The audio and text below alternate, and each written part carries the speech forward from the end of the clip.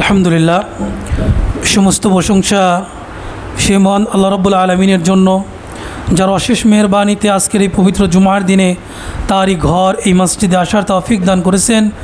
সেই রবের শুকরিয়া জ্ঞাপনার্থে বলছি আলহামদুলিল্লাহ। দরুদ ও সালাম পেশ করছি মানবতার মহান মুক্তির দূত আল্লাহ রাব্বুল আলামিন, যাকে এই বিশ্ববাসীর জন্য রহমত স্বরূপ প্রেরণ করেছেন, সেই নবীর প্রতি দরুদ ও সালাম পেশ করছি সাল্লাল্লাহু আলাইহি ওয়াসাল্লাম। সম্মানিত উপস্থিতি, আমরা এর আগে একটি ধারাবাহিক বিষয়ে আলোচনা শুরু করেছিলাম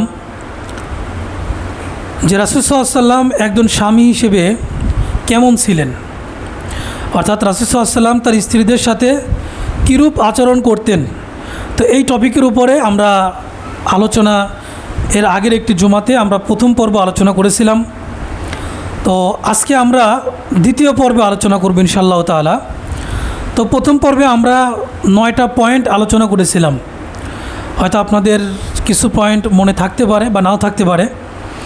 তো বলেছিলাম যাদের মনে থাকবে না, যেহেতু আমাদের বাইতুসসালাহ আহলুল হাদিস জামে মসজিদের পেজ আছে, ইউটিউব চ্যানেল আছে, আপনারা সেইখানে পর্বগুলো দেখে নিতে পারবেন ইনশাআল্লাহ। তো আজকে আমরা দ্বিতীয় পর্ব আলোচনা করব। তো আমরা গত পর্বে 9 নম্বর পয়েন্ট যেটা আলোচনা করেছিলাম, রাসূল সাল্লাল্লাহু আলাইহি ওয়াসাল্লাম তার স্ত্রীদেরকে বিভিন্ন সুন্দর নামে ডাকতেন বা নাম রাখতেন।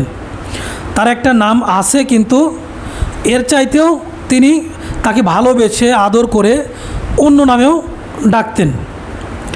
তো এই পয়েন্ট আমরা লাস্ট আলোচনা করেছিলাম।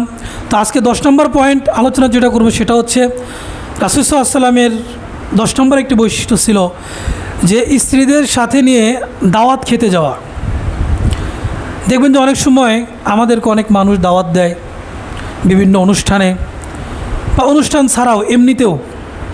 দাওয়াত সবসময় অনুষ্ঠান করেই দিতে হবে এটা কিন্তু জরুরি না। সাহাবায়ে কেরামদের মধ্যে রাসূল সাল্লাল্লাহু আলাইহি ওয়াসাল্লামের মধ্যে কী ছিলেন, মানে এমনিতেই, মানে আমাদের সমাজে সাধারণত কী হয়, হয়তো বাসায় একটা বিয়ে দাওয়াত দিলেন, তো আর অন্য যেরকম মানে শরীয়তের বাইরেও যেগুলো আছে এরকম অনেক দাওয়াতও মানুষ দেয় বিভিন্ন উপলক্ষ। কিন্তু রাসূল সাল্লাল্লাহু আলাইহি ওয়াসাল্লামের যুগে দাওয়াত কিন্তু এরকম কোনো উপলক্ষের মধ্যে সীমাবদ্ধ ছিল না যে বিয়ে হলে দিতে হবে, তারপরে হচ্ছে আপনার এত সন্তান হয়েছে বা এরকম কোনো কিছু, মানে বিভিন্ন রকমের যেই মানে ইভেন্টগুলো আছে আর কি। এটা নির্দিষ্ট কোনো একটা মানে সিস্টেমের মধ্যে সীমাবদ্ধ ছিল না।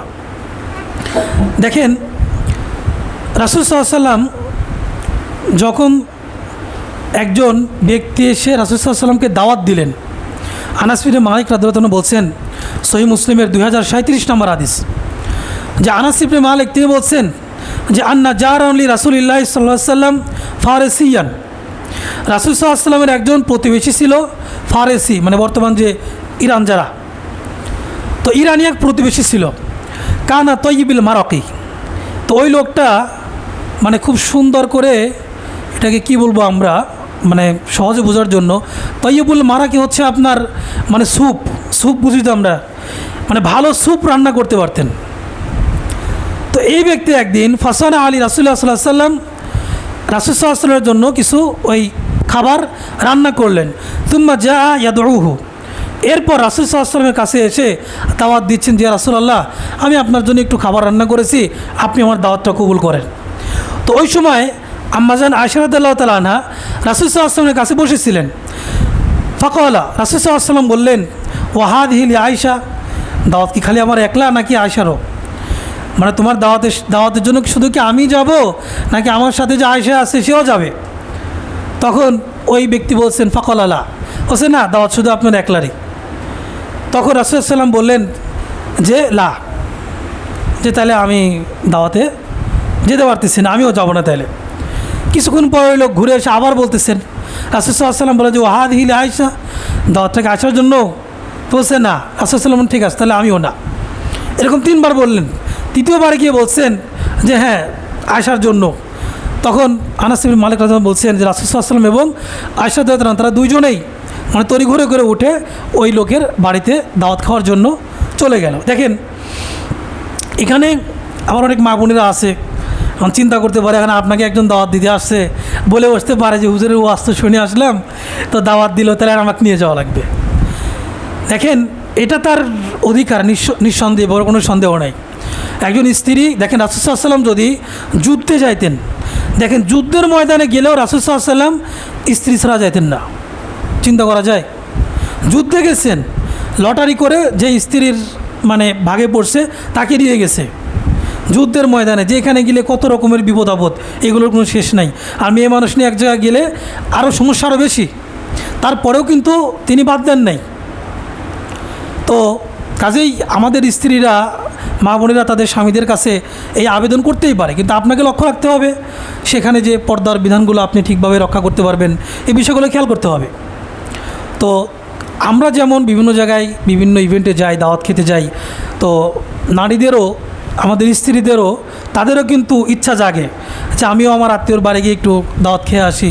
দাওয়াত খেতে গেলে শুধু যে দাওয়াত খাওয়া হয় তা কিন্তু না, মানুষের সাথে একটু কথাবার্তা বলা হয়, একটু সুখ দুঃখের আলোচনা করা হয়, বা আমরা যদি দিনদার হই, দিনের কথা একটু বেশি আলোচনা করলাম, তাহলে এটা আমাদের জন্য কিন্তু কল্যাণকর।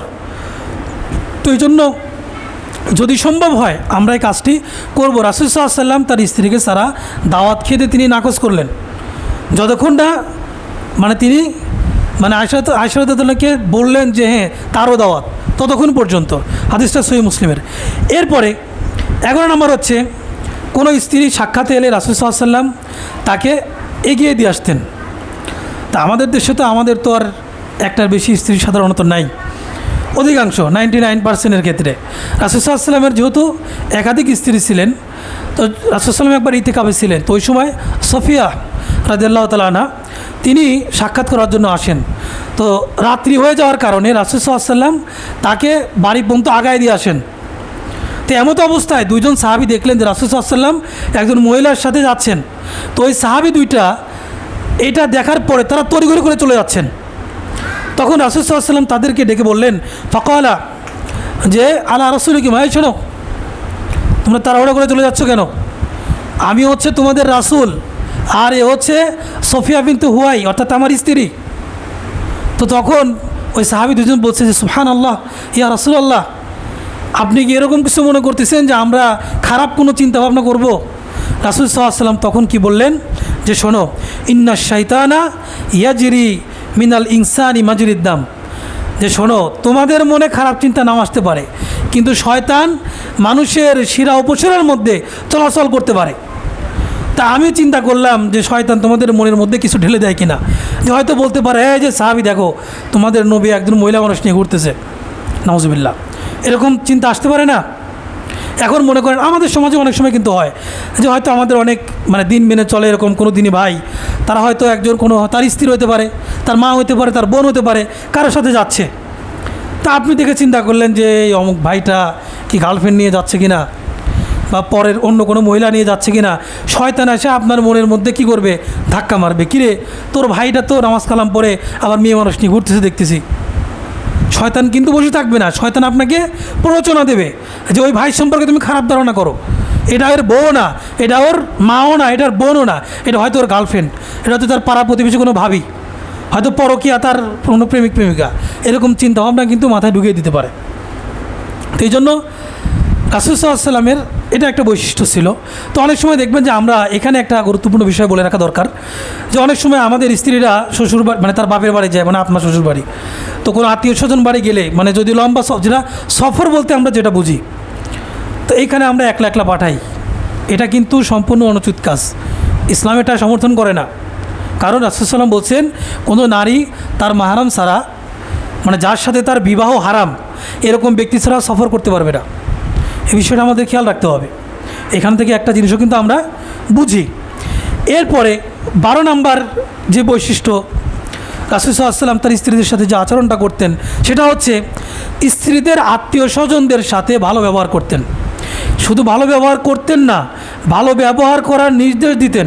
এর আগের জুমরা আমরা বলেছি, আগের জুমাতে, যে রাসূল সাল্লাল্লাহু আলাইহি ওয়াসাল্লাম খাদিজা রাদিয়াল্লাহু তাআলা আনহার বান্ধবী যারা ছিল তাদের সাথে ভালো ব্যবহার করতেন, তাদেরকে হাদিয়া পাঠাতেন।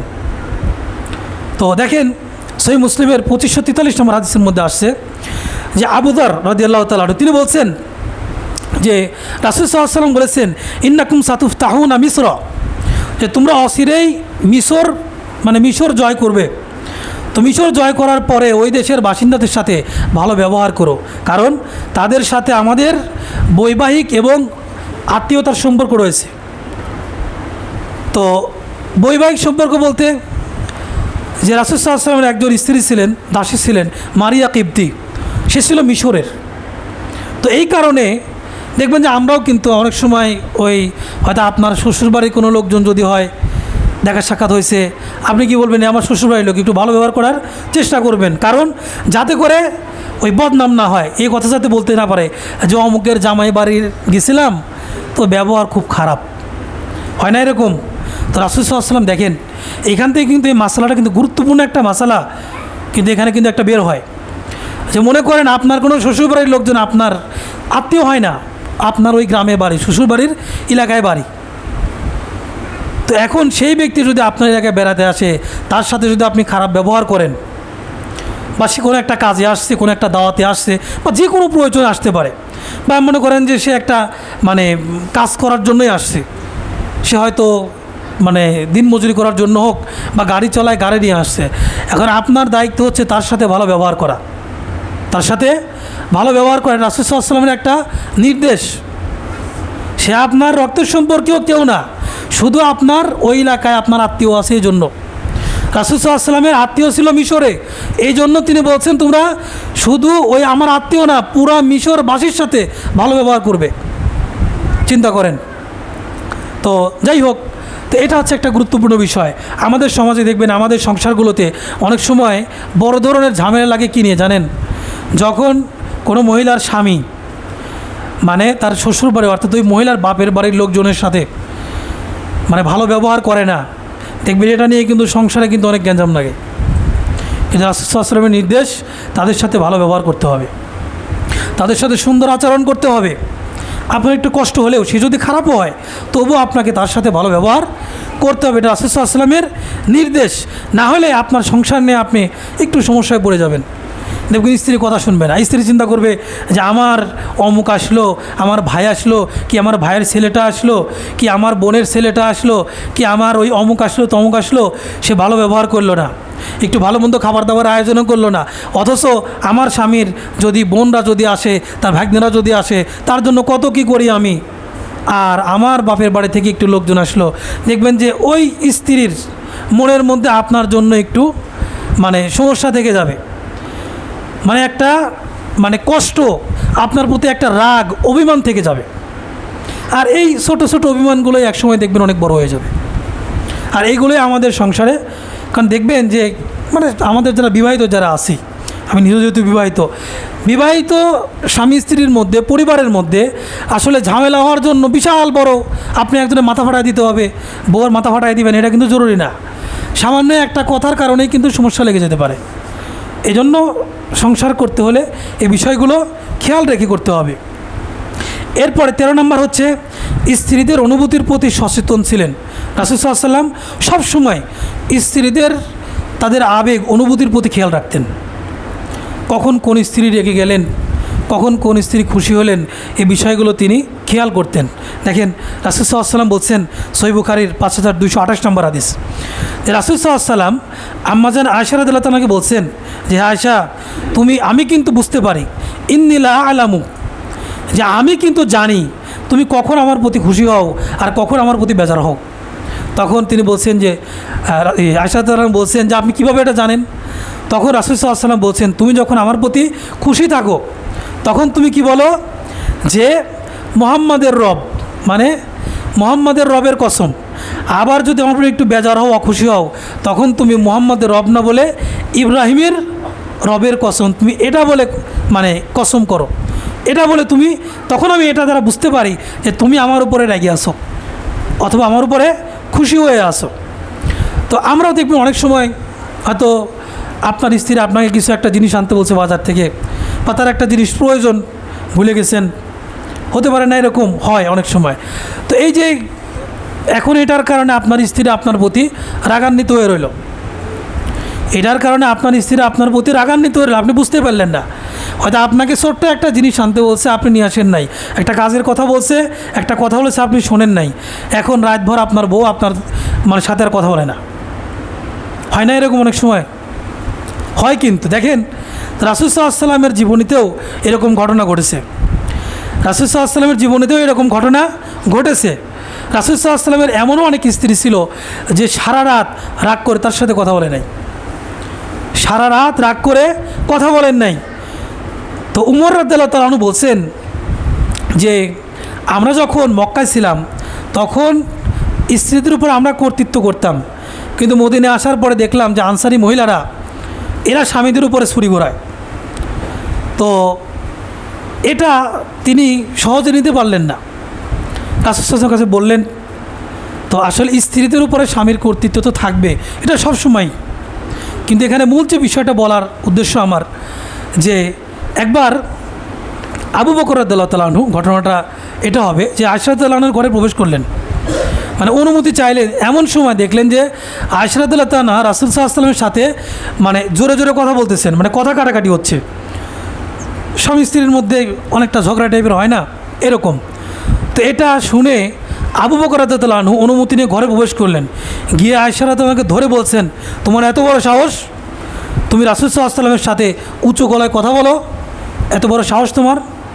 তখন এই কথা যখন বলছেন, তখন আয়েশা রাদিয়াল্লাহু তাআলা আনহা এবং রাসূল সাল্লাল্লাহু আলাইহি ওয়াসাল্লামের আবু বকরের মাঝখানে রাসূল সাল্লাল্লাহু আলাইহি ওয়াসাল্লাম দাঁড়ায় গেলেন। দাঁড়ায় যাওয়ার পরে আবু বকর বের হয়ে চলে গেলেন।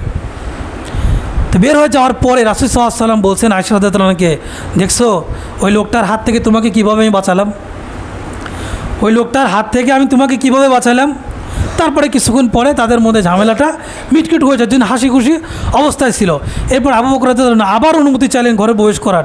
ঘরে প্রবেশ করে দেখলেন যে উভয়কে হাসি খুশি অবস্থায় দেখে তিনিও খুশি হয়ে গেলেন। তো এই ঘটনা যখন উমর রাদিয়াল্লাহু আনহু শুনলেন, তো হাফসার কাছে গিয়ে বলছেন, রাসূল সাল্লাল্লাহু আলাইহি ওয়াসাল্লামের স্ত্রী উমর রাদিয়াল্লাহু আনহুর মেয়ে, তো বলছেন যে আচ্ছা আমি শুনলাম এরকম রাসূল সাল্লাল্লাহু আলাইহি ওয়াসাল্লামের স্ত্রীদের মধ্যে এরকম কেউ সারা রাত কথা না বলেও মানে থাকে কোনো কারণে। তো তিনি বললেন যে হ্যাঁ এরকম তো হয়। সর্বনাশ, তো ধ্বংস। যে ব্যক্তি রাসূল সাল্লাল্লাহু আলাইহি ওয়াসাল্লামকে এইভাবে অখুশি করবে, এ ব্যক্তি ধ্বংস হয়ে যাবে।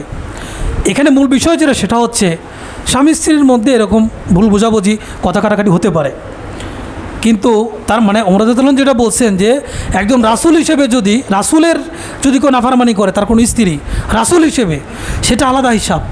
কিন্তু একজন স্ত্রী হিসেবে যদি স্বামীর সাথে কোনো বিষয় নিয়ে কথা কাটাকাটি হয়ও, যেমনটা ওই যে আবু বকর রাদিয়াল্লাহু আনহু যখন তার মেয়েকে শাসন করতে বসলেন, রাসূল সাল্লাল্লাহু আলাইহি ওয়াসাল্লাম মাঝখানে দাঁড়ায় গেলেন। যে তার মানে কি এখানে কিছু ঘটনা আছে। দেখেন সংসার করতে গেলে কিছু ভুল ত্রুটি হবে, স্ত্রীর হক আদায় করায় কোনো ত্রুটি হতেই পারে, স্বাভাবিক, যেটা রাসূল সাল্লাল্লাহু আলাইহি ওয়াসাল্লামের জীবনী থেকেও আমরা বুঝতে পারি। কারণ রাসূল সাল্লাল্লাহু আলাইহি ওয়াসাল্লাম তো একজন রাষ্ট্রপ্রধান ছিলেন, সবাইকে কিন্তু সবসময় তুমি মানে একভাবে মানে সময় দিয়েছেন, বিষয়টা কিন্তু এরকম না, একটা সিস্টেম ছিল। তবে রাসূল সাল্লাল্লাহু আলাইহি ওয়াসাল্লাম সবচাইতে বেশি মানে সময় কাটাতেন আম্মাজান আয়েশা রাদিয়াল্লাহু আনহার কাছে, এবং প্রথম স্ত্রী তার যে আম্মাজান খাদিজা রাদিয়াল্লাহু তাআলা তার সাথে। এর মাঝখানে মানে যাকে যেরকম সময় দেওয়া দরকার। আমরা অনেক সময় একটা জিনিস ভুল করি, সেটা হচ্ছে অনেকে যারা দ্বিতীয় বিয়ে করে, আমরা মনে করি কি জানেন, যে মানে উভয়কে সমান দেখতে হবে। আসলে বিষয়টা কি তাই? বলে যে দ্বিতীয় বিয়ে করলে ইনসাফ করতে হবে। আসলে ইনসাফ কী জিনিস? এখন আপনি দুইটা মনে করেন বিয়ে করছেন, তা আপনার এক বউয়ের মনে করেন যে 5টা সন্তান, আর এক বউয়ের সন্তানই হয় নাই। এখন দুইজনের ভরণ পোষণ কি একরকম হবে? আপনি যদি চিন্তা করেন যে ইনসাফ করব, তাহলে একও মানে প্রতিদিন 500 দেবো, একও দেবো। এখন যার কেউ নাই, সন্তানই নাই, ওর কি 500 দরকার আছে প্রতিদিন? আর যার 5টা সন্তান, ওর তো 2000-এও হবে না। তো আসলে এখানে ইনসাফ বলতে, আদল বলতে, ন্যায় বিচার বলতে যাকে যতটুকু দেওয়া প্রয়োজন, যাকে ইসলাম বলে যাকে যতটুকু দেওয়া প্রয়োজন ততটুকু দিতে হবে। মানে এটার মানে এটা না আপনি সমান দিবেন, এটার মানে কিন্তু এটা না। যাই হোক, তো রাসূল সাল্লাল্লাহু আলাইহি ওয়াসাল্লামের জীবনে তো এরকম ঘটনা ঘটতেন। তো অনেক সময় দেখবেন যে স্বামী স্ত্রীর মধ্যে বিভিন্ন মনোমালিন্যর কারণে সারা রাত কোনো কথা কাটাকাটি নেই। এইগুলো রাসূল সাল্লাল্লাহু আলাইহি ওয়াসাল্লাম তাদের স্ত্রীদের অভিমানগুলো বিভিন্ন সিস্টেমে ভাঙানোর চেষ্টা করতেন। তো এখানে আপনি তার সাথে একটু সুন্দর কথা বলে তাকে কিছু হাদিয়া দিয়ে তাকে হয়তো একটা কিছু কোনো কিছু কিনে দিয়ে সে এমন জিনিস পছন্দ করে যেই জিনিস যেই কথা বললে যেই কাজ করলে যে বিষয়গুলো তাকে শোনালে একটু খুশি হবে, তার মনটা ভেঙে যাবে, মানে তার মনোমালিন্যটা আপনি ভাঙাতে পারবেন, এরকম কিছু করে আপনাকে পরিবেশ স্বাভাবিক করতে হবে। এটাই ছিল রাসূল সাল্লাল্লাহু আলাইহি ওয়াসাল্লামের আদর্শ। কিন্তু আমরা কি করি যে বউ রাগ করে আসে বউ রাগ করে একদিক মুখ করে শুয়ে আসে, আপনি রাগ করে আর একদিক মুখ করে শুয়ে আসেন, এইভাবে রাত পোয়া গেল। মানে কি হলো কিছুই বুঝলেন না। সারাদিন মনে করেন ঘুম থেকে ওঠে আর দেখবেন যে আপনার স্ত্রীরও মন ভালো নেই, আপনারও মন ভালো নেই, সারাদিন মেজাজ খিটখিটে, কিছু একটা হলেই হয়তো ছেলেপেলে একটা অকাম করে বসছে, দিলেন একটা লাগায়, আপনার সন্তানের একটা অকাম করে বসছে, আপনার স্ত্রীরও দিল একটা লাগে। ওই যে রাত্রে মানে মন খারাপের ঘটনা, মানে আপনার স্বামীর প্রতি রাগ স্ত্রী ঝাড়তেছে পরিবারের অন্যদের উপরে, আবার স্ত্রীর রাগ স্বামী ঝাড়তেছে অন্যদের উপরে। আবার এইগুলো দেখবেন যে যারা বিভিন্ন চাকরি বাকরি করে বা অন্য অন্য কাজ করে তারা ওইখানে গিয়ে ওই রাগগুলো ছাড়ে। তো এটা রাসূল সাল্লাল্লাহু আলাইহি ওয়াসাল্লাম বৈশিষ্ট্য ছিলেন না। রাসূল সাল্লাল্লাহু আলাইহি ওয়াসাল্লাম সেটা ঘরের কাজ ঘরেই মিটিয়ে দিতেন। এই জন্য আমাদেরও সেই বৈশিষ্ট্য নিয়ে আসতে হবে। এরপরে 14 নম্বর হচ্ছে স্ত্রীরা অসুস্থ এবং বিষণ্ণ হলে তাদেরকে সান্ত্বনা দিতেন। আয়েশা রাদিয়াল্লাহু আনহা যখন হজে গেলেন, হজে যাওয়ার পরে হজ করার অবস্থায় তার হায়েজ হয়ে গেল, তিনি বসে বসে কাঁদছেন। রাসূল সাল্লাল্লাহু আলাইহি ওয়াসাল্লাম তুমি কাঁদছো কেন?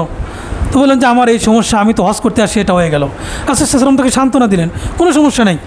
এটা প্রত্যেক মানে আদম সন্তানের মেয়ে যারা আছে প্রত্যেককে আল্লাহ তাআলা এটা দিয়েছেন, এটা থেকে কেউ বাঁচার সুযোগ নেই। তুমি মানে তাওয়াফ বাদে বাকি যা কাজকর্ম আছে এগুলো করে ফেলো।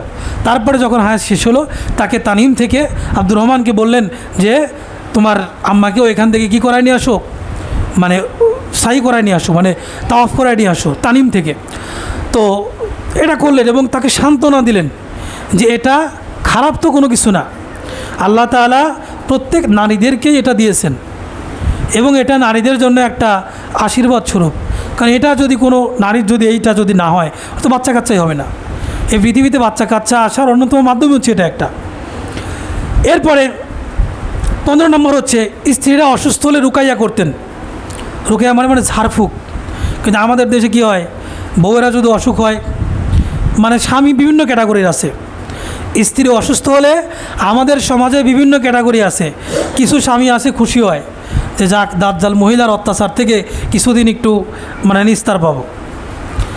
আবার কিছু আছে দেখবেন যে কবিরাজের কাছে যায়, কবিরাজের কাছে গিয়ে তাবিজ কবজ নিয়ে আসে যে আমার বউর একটু অসুখ হয়েছে, একটু তাবিজ কবজ দিয়ে দেন, নাউজুবিল্লাহ। এটা করা যাবে না। রাসূল সাল্লাল্লাহু আলাইহি ওয়াসাল্লাম কী করতেন, আমরা সেটা করব। রাসূল সাল্লাল্লাহু আলাইহি ওয়াসাল্লাম তার স্ত্রীদেরকে ঝাড়ফুঁক করতেন। সহিহ বুখারীর 5743 নম্বর হাদিসের মধ্যে আসছেন যে আয়েশা রাদিয়াল্লাহু আনহা বলছেন যে রাসূল সাল্লাল্লাহু আলাইহি ওয়াসাল্লাম স্ত্রীদের যখন কোনো অসুখ হইতো, তারা কোনো সমস্যায় পড়তো, জ্বর হোক, মাথা ব্যথা হোক, শরীরের কোনো অংশে ব্যথা, রাসূল সাল্লাল্লাহু আলাইহি ওয়াসাল্লাম কী করতেন যে দোয়া পড়তেন। ডান হাত দিয়ে হয়তো মাথায় ব্যথা হয়েছে একটু হাত বুলায় দিতেন, তার হয়তো শরীরে কোনো অংশে ব্যথা সেখানে একটু হাত বুলায় দিতেন, ডান হাত, কোন হাত, ডান হাত বুলায় দিয়ে বলতেন আল্লাহুম্মা রব্বান নাস, হে আমাদের রব, রব্বান নাস, হে আল্লাহ আপনি মানুষের মানে যত মানুষ আছে সমস্ত মানুষের প্রতিপালক, আযহিবিল বাসা, আপনি এই সমস্যা দূর করে দেন, অসুখ কী করে দেন, দূর করে দেন, ইশফি, তাকে আপনি পরিপূর্ণ শেফা দান করে দেন, ওয়ান্তা শাফি, কেননা আপনি হচ্ছে আরোগ্য দানকারী, লা শিফা ইল্লা শিফাউকা, আপনার আরোগ্য ছাড়া আপনি যদি কাউকে সুস্থ দান না করেন তাহলে আর কারো ক্ষমতা নাই সুস্থতা দান করা। এরপরে যে শিফাআন, এমন শিফা দান করেন, এমন আরোগ্য দান করেন, লা ইউগাদিরু সাকামা, যে এমনভাবে সুস্থ করে দেবেন আল্লাহ যাতে করে আর কোনো অসুখই না থাকে। রাসূল সাল্লাল্লাহু আলাইহি ওয়াসাল্লাম এই দোয়াগুলো পরে স্ত্রীদেরকে কী করতেন, ঝাড়ফুঁক করতেন। এজন্য আসলে এখানে দেখেন ঝাড়ফুঁক এটা তো একটা ওসিলা মাত্র। যখন দেখবেন যে আমরা যাদেরকে ভালোবাসি, যাদেরকে বেশি মহব্বত করি, এদের সাথে যদি আমরা সময় কাটাতে পারি, তারা যদি আমাদেরকে একটু সময় দেয়, একটু যদি আদর যত্ন করে, এইখানে দেখবেন যে অসুখ কিন্তু মানে এমনিতেই কিছুটা ভালো হয়ে যাবে। তো একজন স্বামী যদি অসুস্থ হয় আর স্ত্রী যদি তার একটু মানে মাথায় হাত বুলায় দেয়, তার একটু আদর যত্ন বেশি করে, খাই খাতির বেশি করে, দেখবেন যে ওই স্বামী ওষুধ ছাড়াই এমনিতেও অর্ধেক সুস্থ হয়ে গেছে। স্ত্রীর ক্ষেত্রেও তাই। রাসূল সাল্লাল্লাহু আলাইহি ওয়াসাল্লাম স্ত্রীদের ক্ষেত্রেও তাই করতেন। তিনি তাদের গায়ে হাত বুলিয়ে দিয়ে একটু আদর যত্ন দিয়ে তাদেরকে দোয়া পড়ে দিতেন, বলতেন লা বাসা তহরুন ইনশাআল্লাহ, কোনো সমস্যা নেই, ভালো হয়ে যাবে। আদিবিল বাস রব্বান্না সশফি আন্তা শাফি লা শিফা ইল্লা শিফাউকা শিফা আল্লাহ ইউগাদিরু সাকামা, এই সকল দোয়াগুলো করতেন।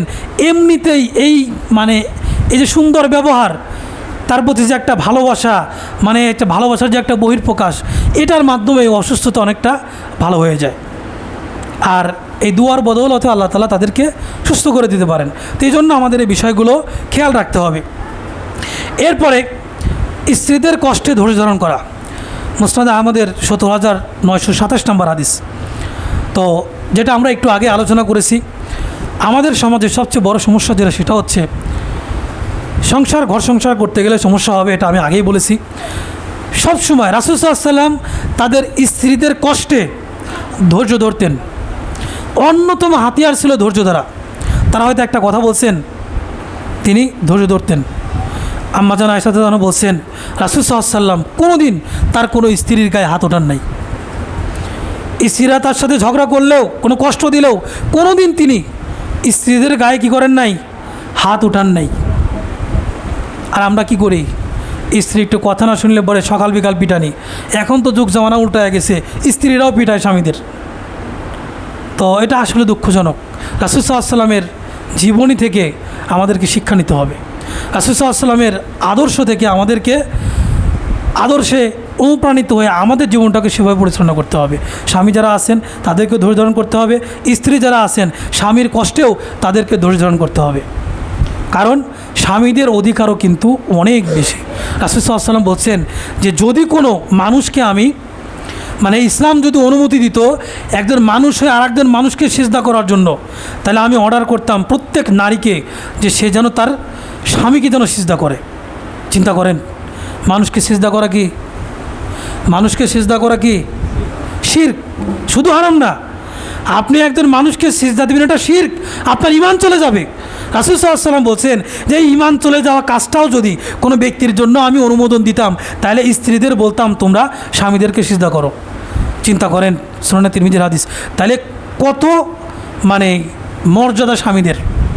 এই জন্য স্বামীরা কোনো কষ্ট দিলে ধৈর্য ধারণ করতে হবে। আর যখন কোনো স্ত্রীরা স্বামীদেরকে কষ্ট দেয়, তখন জান্নাতের হুর যারা থাকে এরা ওই মহিলাদের জন্য বদদুয়া দিতে থাকে।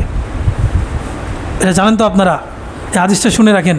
রাসূল সাল্লাল্লাহু আলাইহি ওয়াসাল্লাম বলছেন, যখন কোনো ভালো মানুষকে, স্বামীকে তার কোনো স্ত্রী কী করে কষ্ট দেয়, তখন জান্নাতের হুররা ওই মহিলার জন্য বলতে থাকে যে ওয়াই হাকি, তোমার ধ্বংস হোক, তুমি বাজে মহিলা, তোমার স্বামীকে কষ্ট দিচ্ছ। আরে এ তো সামান্য সময়ে তোমার কাছে রয়েছে, এ তো মারা গেলেও তো আমার কাছে চিরস্থায়ীভাবে চলে আসবে, তুমি একে কষ্ট দিচ্ছ। মা বোনেরা সাবধান, এই জন্য স্বামীদেরকে কষ্ট দেওয়া যাবে না। আবার যারা স্বামী আছে তারাও স্ত্রীদেরকে কষ্ট দেওয়া যাবে না। স্ত্রীরা কষ্ট দিলে ধৈর্য ধরতে হবে, আবার স্বামীরা দিলেও স্ত্রীদেরকে ধৈর্য ধারণ করতে হবে। ধৈর্যই হচ্ছে এখানে সর্বোত্তম মাধ্যম, আপনার সর্বোত্তম জিনিস, এটাই হচ্ছে আপনাকে ধারণ করতে হবে। এরপরে 17 নম্বর হচ্ছে রাসূল সাল্লাল্লাহু আলাইহি ওয়াসাল্লাম স্ত্রীদেরকে বাড়ির কাজে সহযোগিতা করতেন। অনেক মা বোনেরা আসছে এখন চিন্তা করতে পারে যে স্বামীদেরকে বাড়িতে নিয়ে গিয়ে খাটাবে নাকি। দেখেন, রাসূল সাল্লাল্লাহু আলাইহি ওয়াসাল্লাম স্ত্রীদেরকে কাজকর্মে সহযোগিতা করতেন।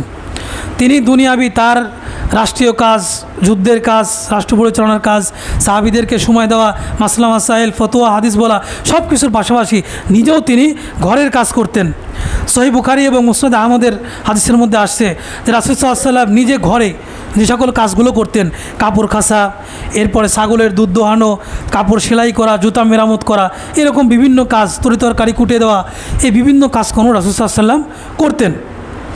তো আমাদের যাদের সম্ভব আমরা এই কাজগুলো, মানে ঘরের কাজগুলো করে দেওয়ার আমরা চেষ্টা করব। এটা বাধ্য করা যাবে না, কারণ পুরুষেরা তো আসলে বাইরে তো আর বসে থাকে না, তারাও তো কাজ করে। এখন এই বিষয়গুলো শোনার পরে মা বোনেরা যদি চিন্তা করে যে হুজুরের ওয়াজ শুনছি এরকম, তাহলে স্বামীকে একটু খাটায় নেই, তো এরকম করলে কিন্তু হবে না। স্বামীরাও কিন্তু বসে থাকে না, আবার স্বামী স্ত্রী উভয়কেই মানে মিল মোহাব্বত মিলেমিশেই কাজটা করতে হবে, কাজগুলো করতে হবে। রাসূল সাল্লাল্লাহু আলাইহি ওয়াসাল্লাম ঘরের কাজ করতেন। এজন্য দেখবেন যে আমাদের সমাজে কোনো মানুষ যদি স্ত্রীকে ঘরের কাজে সহযোগিতা করে, বাপ মা বা যারা ভাই বোন যারা আছে, ভাবি যারা আছে, এরা কিন্তু অনেক রকম কথাবার্তা বলে। তো এই কথায় কান দেওয়া যাবে না।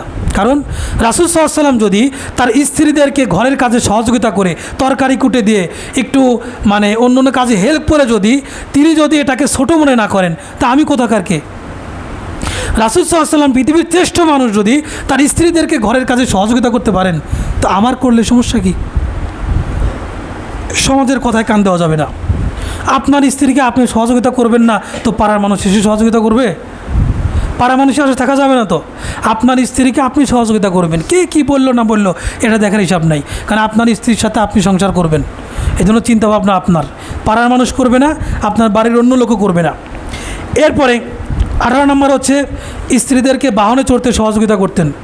রাসূল সাল্লাল্লাহু আলাইহি ওয়াসাল্লাম স্ত্রীরা যখন এই যে উট, গাধা বা অন্য যে বাহন ওই সময় যেগুলো ছিল, যখন এইগুলোতে চড়তেন, রাসূল সাল্লাল্লাহু আলাইহি ওয়াসাল্লাম তাদেরকে ধরে সহযোগিতা করতেন।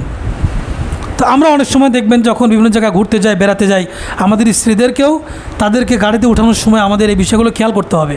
কারণ মহিলা মানুষ এমনিতে দুর্বল মানুষ, সে গাড়িতে উঠতে গিয়ে মনে করেন যে পা দিতে বসে হয়তো ঠিক মতো না পড়ে উল্টে পড়ে গেল, তো একটা সমস্যার ব্যাপার। এই জন্য আমাদেরকে বিষয়গুলো খেয়াল রাখতে হবে। এটা হচ্ছে আপনি যখন এই কাজগুলো করবেন, সমাজের অনেক মানুষ বলবে এই লোকটা হচ্ছে বউ পাগল, এই লোকটা হচ্ছে বউ পাগল। সে যে যাই বলুক না ভাই, বউ আপনার, তা আপনার বউর পাগল আপনি হবেন নাকি পাড়ার মানুষ হবে? মানুষের এই সকল কথায় কান দেওয়া যাবে না।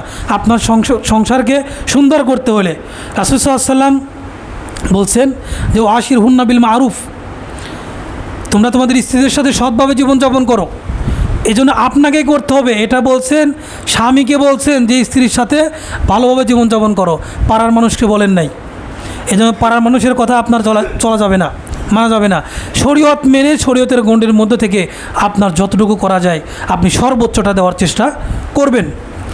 এরপরে 19 নম্বর হচ্ছে রাসূল সাল্লাল্লাহু আলাইহি ওয়াসাল্লাম স্ত্রীদের জন্য নিজেকে পরিষ্কার পরিচ্ছন্ন এবং পরিপাটি সুগন্ধিময় করে রাখতেন। রাসূল সাল্লাল্লাহু আলাইহি ওয়াসাল্লাম বলছেন যে হুব্বিবা ইলাইয়া মিন দুনিয়াকুম সালাসা, এই দুনিয়াতে 3টা জিনিস আমার কাছে খুব প্রিয় করা হয়েছে। তার মধ্যে একটা হচ্ছে আন-নিসা, স্ত্রী, 2 নম্বর হচ্ছে আতিবু, সুগন্ধি, 3 নম্বর হচ্ছে সালাত। এই 3টা জিনিস আমার কাছে খুব প্রিয়। এটা কি বলছেন? রাসূল সাল্লাল্লাহু আলাইহি ওয়াসাল্লাম। রাসূল সাল্লাল্লাহু আলাইহি ওয়াসাল্লাম যখনই মানে বাড়িতে প্রবেশ করতেন, আয়েশা বলছেন রাসূল সাল্লাল্লাহু আলাইহি ওয়াসাল্লাম বাড়িতে প্রবেশ করলে আগে মিসওয়াক করতেন। কারণ বাইরে কোনো কাজকর্ম, আমরা অনেক সময় দেখবেন যে এটা কিন্তু আমাদের জন্য একটা শিক্ষা। আমরা যখন বাইরে থাকি বিভিন্ন জিনিসপত্র খাই, হয়তো গিয়ে একটু মন চলে একটু ভাজা পোড়া খাই, ঝালমুড়ি খাইলাম, পেঁয়াজের গন্ধ, মরিচের গন্ধ আর বিভিন্ন রকম জিনিসের গন্ধ, অনেকে তো বিড়ি সিগারেট খায়, পান খায়। তো এই যে দুর্গন্ধগুলো মুখে থাকে, রাসূল সাল্লাল্লাহু আলাইহি ওয়াসাল্লাম গন্ধ পরিষ্কার করে তাদের স্ত্রীদের কাছে যাইতেন এবং নিজেকে সবসময় পরিপাটি করে রাখতেন, নিজের চুল আশ্রয় রাখতেন, দাড়ি আশ্রয় রাখতেন, সুন্দর পরিপাটি পোশাক পরে স্ত্রীদের কাছে যাইতেন। এবং উমর রাদিয়াল্লাহু আনহু বলতেন যে আমি মানে রাসূল সাল্লাল্লাহু আলাইহি ওয়াসাল্লাম কথা বলতেন যে আসলে একজন স্বামী যেমন তার স্ত্রীর কাছে, দেখেন যারা স্বামী এরা কিন্তু চায় যে আমার স্ত্রী সুন্দর করে সেজেগুজে আমার কাছে আসুক, মানে সে একটু ভালো সুন্দর সেজেগুজে পরিপাটি হয়ে আসুক। এটা কি স্ত্রীদের কাছে আমাদের চাওয়া থাকে না? এখন এমন অবস্থায় আসলো যে সারাদিন কাম কাজ করে সারা গায়ে দেখবেন যে ময়লা টয়লা লেগে, এখন ওই অবস্থায় আপনার সামনে আপনার বউ আসলো, তা আপনি সারাদিন মাঠে ঘাটে কাজ করে চাকরি বাকরি করে আসেন, এসে দেখলেন যে আপনার বউ মানে কাজের বেটি সেজে দাঁড়ায় আছে, তো দেখলে এমনিতেই আপনার মন খারাপ, ওরে দেখে তারও মন খারাপ হয়ে যাবে, তাই হয়ে যাবে না? তো তেমনইভাবে স্ত্রীরাও এটা আপনার কাছে ডিমান্ড করে, তাদের পাওনা আপনি আপনার স্ত্রীর জন্য সুন্দর সেজেগুজে পরিপাটি হয়ে থাকবেন, এটা ইসলামের বিধান। এ সম্পর্কে অনেক হাদিস বর্ণিত আছে, সময় নাই এজন্য বললাম না। এরপরে 20 নম্বর সর্বশেষ পয়েন্ট, যে রাসূল সাল্লাল্লাহু আলাইহি ওয়াসাল্লাম তার স্ত্রীদেরকে বৈধ গান, কবিতা, খেলাধুলা এইগুলো করতে বা দেখতে নিষেধ করতেন না। আয়েশা রাদিয়াল্লাহু আনহার ঘটনা যে ঈদের দিনে যে হাবশি গোলামেরা মসজিদের মধ্যে খেলাধুলা করতেছিল, রাসূল সাল্লাল্লাহু আলাইহি ওয়াসাল্লাম তাদেরকে দেখতে দিলেন। এবং ঈদের দিনে একবার রাসূল সাল্লাল্লাহু আলাইহি ওয়াসাল্লাম শুয়েছিলেন, তো একটা মানে কাপড় মানে মুখের উপর দিয়ে শুয়েছিলেন। তো ওই যে বাচ্চা কাচ্চা যারা, তারা ওই ঈদের দিন মানে আমাদের যে গান বলে যেগুলো আর কি এরকম, তো ওই মানে যুদ্ধের যেই বীরত্বের কাহিনী সম্বলিত মানে গান বলতেছিল। তো তখন আবু বকর এসে ধমক মারলেন। ধমক মারার পরে রাসূল সাল্লাম বলেন, এই আবু বকর দাহুম, ছেড়ে দাও। তো এই গানটা আবার শুনতেছিল আয়েশা রাদিয়াল্লাহু আনহা। তো তখন আবু বকর মানে চলে গেলেন, তিনি এই গানগুলো শুনতে থাকলেন। তো আমরা এরকম কোনো জিনিস যেগুলো বৈধ, সেটা কোনো খেলাধুলা হতে পারে, কোনো ওয়াজের ময়দান হতে পারে, বা এরকম আমরা বিভিন্ন যে গেট টুগেদার আয়োজন করা হয়, এই যে এবারে সম্ভবত ঈদের মধ্যে এখানে আয়োজন করা হয়েছিল দিনী ভাইদের একটা মানে মিলন মেলা, এইসব টাইপের জিনিস যেগুলো, এইগুলোতে আমাদের স্ত্রীদেরকে আমরা নিয়ে আসতে পারি। তাতে করে আমাদের মানে নারীদের মধ্যে তারা যে দিনী বোন যারা থাকবে তাদের মধ্যে একটা ভ্রাতৃত্ব সম্পর্ক বৃদ্ধি পাবে, আবার পুরুষদের মধ্যেও বৃদ্ধি পাবে। আল্লাহ তাআলা আমাদেরকে বিষয়গুলো জানার, মানার এবং আমল করার তৌফিক দান করুন। আল্লাহুম্মা আমিন। আকুলু কওলি হাযা আস্তাগফিরুকা মিন সাইয়্যিদিল মুসলিমিন ফাস্তাগফিরু মিন কুল্লি যামবিন ইন্নাহু হুয়াল গফুরুর রহিম।